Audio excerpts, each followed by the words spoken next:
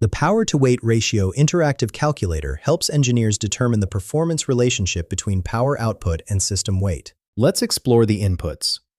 First, select your calculation mode from 5 options: calculate power-to-weight ratio, calculate required power, calculate maximum weight, compare two systems, or estimate acceleration time. I'll use calculate power-to-weight ratio. Next, choose your power units: kilowatts, horsepower, or watts. I'm selecting kilowatts. For weight units, you can pick kilograms, pounds, or metric tons. I'll use kilograms. Enter your power value and weight value in the corresponding fields. After clicking calculate, the results appear below. The calculator determines your system's power-to-weight ratio, showing how much power is available per unit of weight. This metric is crucial for comparing vehicle performance, motor selection, and system optimization.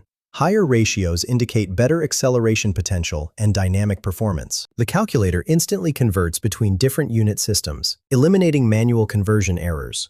Engineers use this data to specify appropriate motors, evaluate design alternatives, and ensure systems meet performance requirements while staying within weight constraints. This tool streamlines the design process for any application where power and weight are critical factors.